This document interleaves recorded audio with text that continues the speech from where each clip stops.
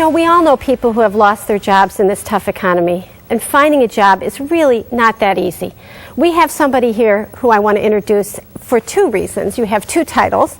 Title number one is you are Dick Dawson, a career coach with a specialty in retirement. Title number two is you're my husband. Yeah. So welcome to the show.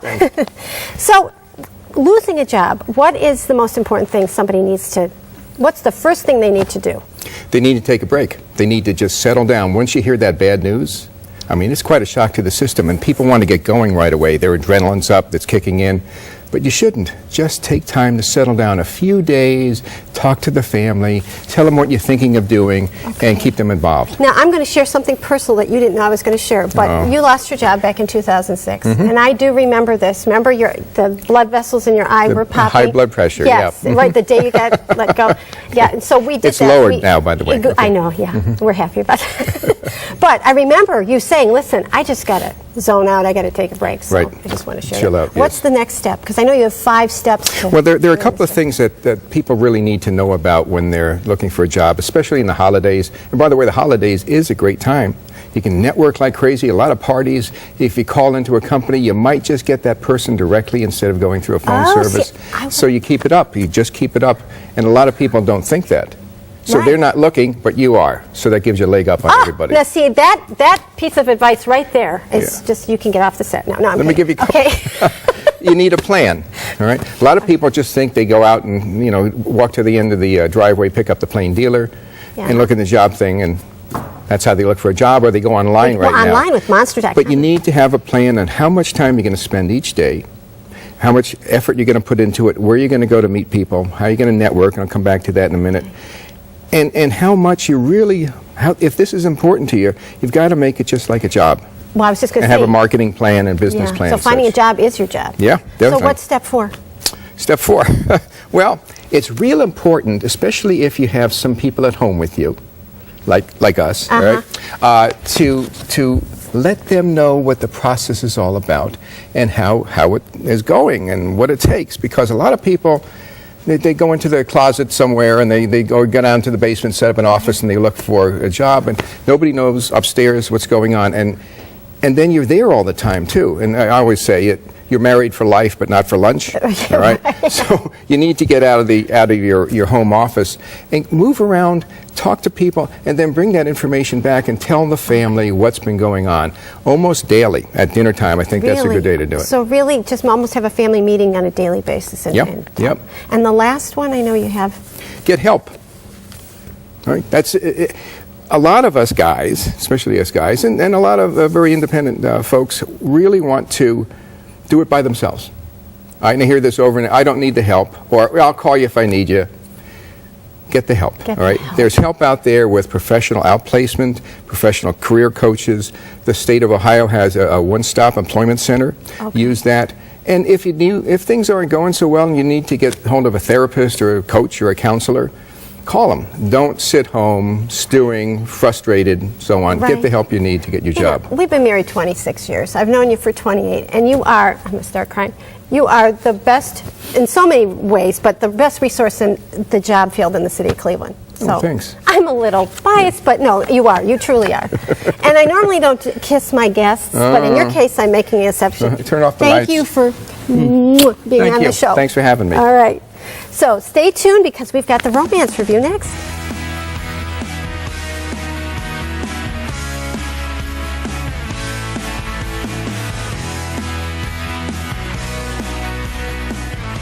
Next, are you generous? To a fault? We'll itemize the best ways to share the wealth. Then, she's moving up the corporate ladder. Should he step off and stay home? Coach Kathy administers an answer. This week, let me tell you about a book called What I Love About You by Kate and David Marshall. This book is full of questions and fill in the blanks that encourage you and your mate to say what is in your heart. Sometimes those things that you feel but don't actually come out in words. My husband and I have used this book many times when we want to stop the busyness of life and simply be with each other to connect on a deeper level. Whether we're filling the blank on the sentence, my favorite joke or story you tell is, or listing each other's 5 favorite talents, we really consider the book, What I Love About You, to be an important romantic resource for our relationship. You just might want to check it out.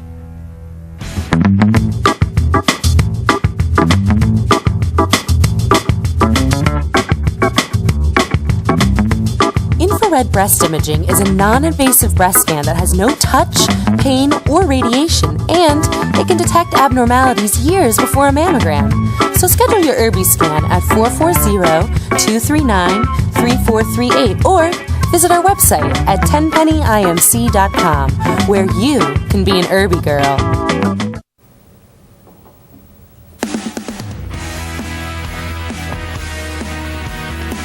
'Tis the season for giving, but what is the best way to give? The best way that gets the most out of your money. We have Ken Butsey back, as usual, to talk about all the things we need to know about money. Welcome back to the show. You're with Integrity First Planners. Right. So we talked a little bit about this on the last show, that people can gift up to $13,000 without being taxed. That's correct. Okay. Right. So what other tips do you have around giving? Well, one of the hot topics for the next several months is going to be estate planning. There are going to be some changes that are going to occur. The problem is, as of right now, we don't know what those changes are going to be. But once those changes are made, there's going to be a flurry of people running to make the changes. And a lot of times estate planning is about giving. Where am I going to give my money to? Who's going to get it? And quite often, one of the things that we see is that people may go out and write a will or write a trust, and in the will or the trust, they'll say something to the effect of, I want my daughter to get a third, I want my son to get a third, I want my other son to get a third. But before they get anything, I want to make a $10,000 gift to the Red Cross, or a $10,000 gift to Tausig Cancer Center, or something along that line. And that's the way to do it? Well, more and more, I don't think that's the best way to do it. And so I just wanted to give you a quick little tip to think about if you're inclined to do this kind of giving when the time comes to redo all this. And simply that is, many people have a large retirement account, okay? And if you think about it, the retirement account has not yet been taxed. Right. This is the 401k or the IRA? 401k, IRA, pension plan, whatever form that it's in, but it's an account that grew over time with untaxed dollars. Right. With the deal that you were going to be taxed when you went to go use the money. Okay, so it's very, very easy to give an IRA away. You just fill out a form and say, I want the beneficiary to be Kathy Dawson or Dick Dawson or whatever. Now, okay? but do they get taxed when they get it? Well, that's the thing. When they go to use the money, they'll pay taxes on it. So what my suggestion is, if you're inclined to give a gift away to a charity, then think about using your IRA as part of that gift to the charity. So for instance, say you have a $100,000 IRA. Okay, $100,000 IRA, and you want to give a $20,000 gift to Tausig Cancer Center, just for an example. One of the things you could do is you could basically open up another IRA, transfer $20,000 into it, name the beneficiary of that IRA Tausig Cancer Center, leave the rest of the money for the children. And here's why I say to do that. When Tausig gets the money, they don't pay income taxes on it. Okay?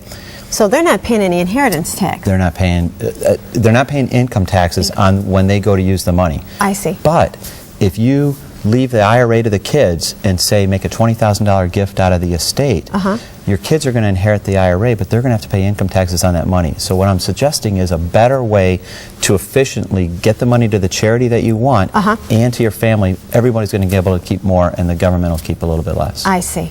And you're saying we don't know yet for 2011? We don't know exactly what the limits, or we really don't know what the estate laws are going to look like. If everything stays the way that it is today, we're going to revert to what things were back in 2006, which means from the federal standpoint, each individual can give away $1 million, and everything after that is going to be taxed. Okay.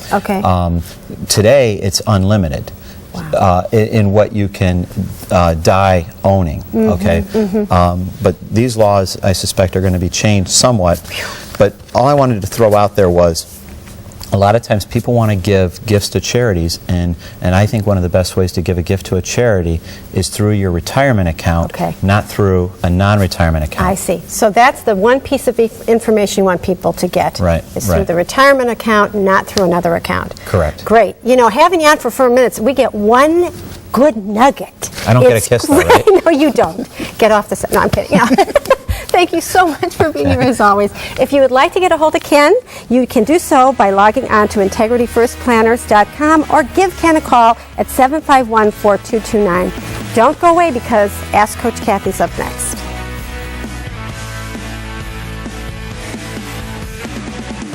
Coming up, Kathy helps a man thinking of making the move to Mr. Mom.